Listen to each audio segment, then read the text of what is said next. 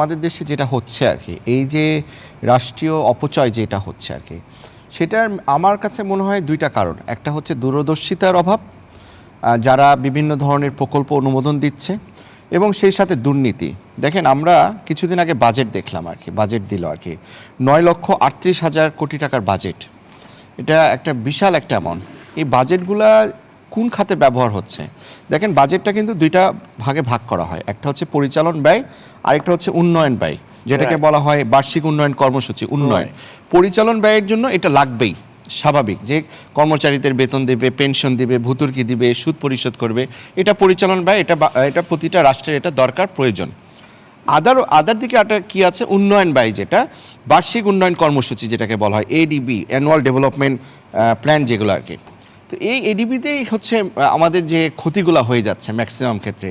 কি ক্ষতি হচ্ছে? এমন প্রজেক্টগুলো নেওয়া হচ্ছিল যে প্রজেক্টগুলো আলটিমেটলি সাফল্যের মুখ দেখেনি। ওই যে আমার ভাই বলল যে এত ব্রিজ করা হয়েছে, রাস্তা নেই কেন? এগুলো অনুমোদন দেওয়া হবে কেন? এগুলা দেখেন, রাষ্ট্রীয় অপচয় রোধে জবাবদিহিতা দরকার। এখানে স্বচ্ছতা, জবাবদিহিতা থাকতে হবে, এখানে পরিকল্পিত প্রকল্প থাকতে হবে, সম্পদের সঠিক ব্যবহার থাকতে হবে, ক্ষমতার অপব্যয় রোধ করতে হবে, দুর্নীতি দমন করতে হবে।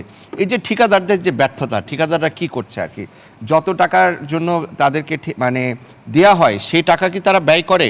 রাস্তা কিছুদিন পর নষ্ট হয়ে যাচ্ছে, ব্রিজ কিছুদিন পর নষ্ট হয়ে যাচ্ছে। এই আমরা কি কখনো দেখেছি ঠিকাদারদেরকে আবার জবাবদিহিতার আনা হয়েছে, তাদের লাইসেন্স ক্যান্সেল করা হয়েছে? তা তো আমরা দেখছি না। তো আসলে হচ্ছে কি, যে এখানে দায় কিন্তু এখানে গভর্নমেন্টের উপরই পড়ে যায় অনেকাংশে। আমরা তো হচ্ছে আমজনতা। এখানে দেখেন, কিছু আপনি যে বয়ান দিয়ে শুরু করলেন যে এত টাকা ক্ষতি হচ্ছে বিভিন্ন প্রতিষ্ঠানে, আমরা দেখেছি বিটিভিতে প্রতি বছর 240 থেকে 330 কোটি টাকা কিন্তু আপনার লোকসান হচ্ছে। তার আয় বাদ দিয়ে লোকসান, আয়টা বাদ দিয়ে তারপরে এত টাকা কিন্তু লোকসান হচ্ছে। রেলওয়েতে বার্ষিক লোকসান হচ্ছে 1500 থেকে 1600 কোটি টাকা প্রতি বছর। বিদ্যুৎ খাতে আপনার বিগত সরকারের আমলে 3 লাখ কোটি টাকা আপনার হচ্ছে হরিলুট হয়েছে বলা চলে আর কি। তো এই জিনিসগুলো যে হচ্ছে, এগুলা আমরা কিভাবে প্রোটেক্ট করবো, এগুলা কিভাবে কমাবো? দেখেন, আমরা অনেক আগে শুনেছিলাম প্রাইভেটাইজেশন কমিশন, একটা কমিশন ছিল। এই প্রাইভেটাইজেশন কমিশন 1993 সালে শুরু হয়েছিল, বেসরকারীকরণ বোর্ড একটা ছিল। পরবর্তীতে আপনার 2000 সালে বেসরকারীকরণ আইন আসলো এবং এই প্রাইভেটাইজেশন কমিশন হলো। এই কমিশন কিন্তু আমরা ওই সময় দেখেছিলাম যে সকল রাষ্ট্রীয় প্রতিষ্ঠানগুলো আপনার ক্ষতির মুখে যাচ্ছে, তাদেরকে কিভাবে এটাকে প্রাইভেটাইজেশন করা যেতে পারে, ক্ষতিগুলো কমায় আনা যেতে পারে। কিন্তু এই প্রাইভেটাইজেশন বোর্ড কমিশন দেখলাম 2016 সালে আপনার বিলুপ্ত হয়ে গেল। পরবর্তীতে এটা প্রাইভেটাইজেশন কমিশন এবং বোর্ড অফ ইনভেস্টমেন্ট একত্রিত হয়ে এটা বিডা হলো। তো বিডাটা তো পুরোপুরি একটা বাংলাদেশ বিনিয়োগ উন্নয়ন কর্তৃপক্ষ। এটার যে মেন কনসেপ্ট, প্রাইভেটাইজেশন কমিশনের যে মেন কনসেপ্ট, সেটা কিন্তু বিলুপ্ত হয়ে গেল। আমার মনে হয় যে এই কনসেপ্টগুলো আবার আনা উচিত, যেখানে সরকারি যে প্রতিষ্ঠানগুলো আছে, যেখানে যুগের পর যুগ, বছরের পর বছর ধরে আমরা আমাদের ক্ষতি হচ্ছে, লস হচ্ছে, লোকসান হচ্ছে, এগুলো জনগণের টাকা। তাহলে এগুলোকে কিভাবে কমিয়ে আনা যায়? এগুলো প্রাইভেট সেক্টরে যদি আমরা দিই, তাহলে কি কমিয়ে আনা যায় কিনা? এই যে রেলওয়ের ব্যাপারটা বলি, আপনারা যদি ইউরোপ আমেরিকা দেখেন, এই রেলওয়ে কিন্তু প্রাইভেট সেক্টররা চালায় এবং দেখেন লাভ হচ্ছে। তো এখানে আমার অ্যাটলিস্ট অন্যরা লাভ করুক, আমার তো ক্ষতি হচ্ছে না, আমার রাষ্ট্রের তো ক্ষতি হচ্ছে না, সেটা কিন্তু আমরা দেখছি না। তো আমাদেরকে এই কনসেপ্টটা বিল্ড আপ করতে হবে। এই কনসেপ্ট যদি আমরা বিল্ড আপ না করি, তাহলে কিন্তু আমরা এই ক্ষতির মুখে পড়তেই থাকবো, দেশের অপচয় হতেই থাকবে। আমরা এতটুকু বলতে পারি যে হ্যাঁ, নতুন যে গভর্নমেন্ট আসলো, আজকে নিয়ে হচ্ছে 12ই ফেব্রুয়ারি যদি আমরা ধরি, ইলেক্টেড হলো, 172 দিন হলো আজকে এই নতুন যে বিএনপি গঠিত সরকার যেটা হলো আর কি।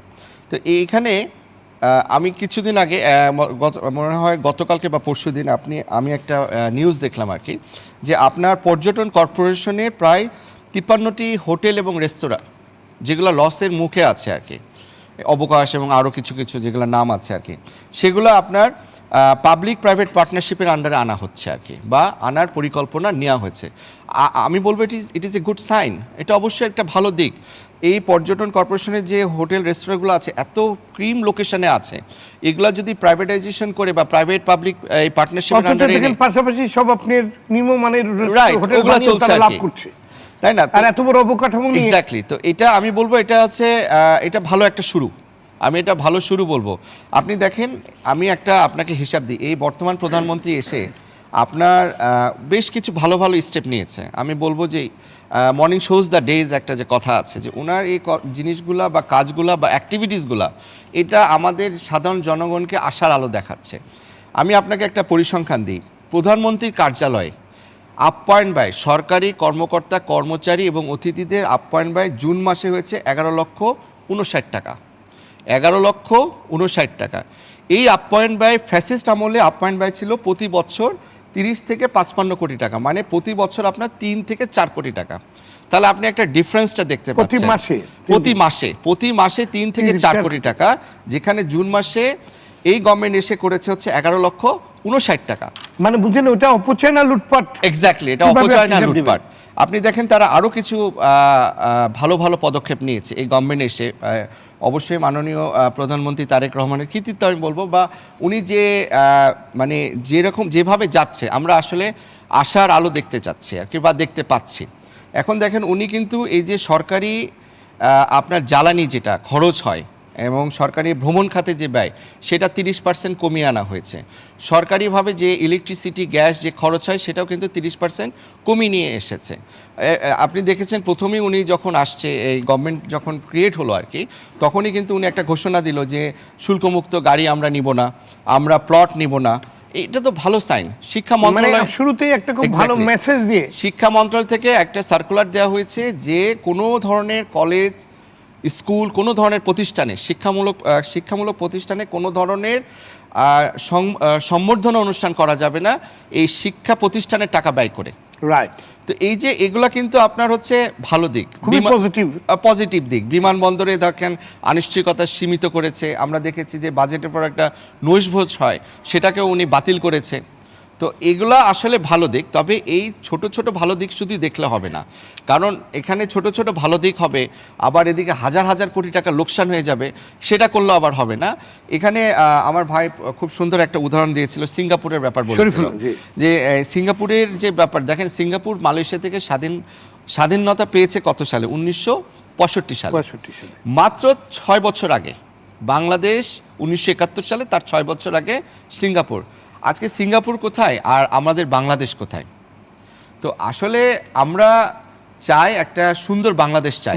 আমি মনে করি যে আমরা যদি যেভাবে এখন যাচ্ছি, আমরা যদি করাপশনগুলোকে কমাই দিতে পারি, সিস্টেমেটিক ওয়েতে যদি চলতে পারি এবং প্রাইভেটাইজেশনের সেক্টরটা যদি আরেকটু বাড়াতে পারি, আমার মনে হয় রাষ্ট্রীয় খাতে অপচয় অনেক কমে যাবে।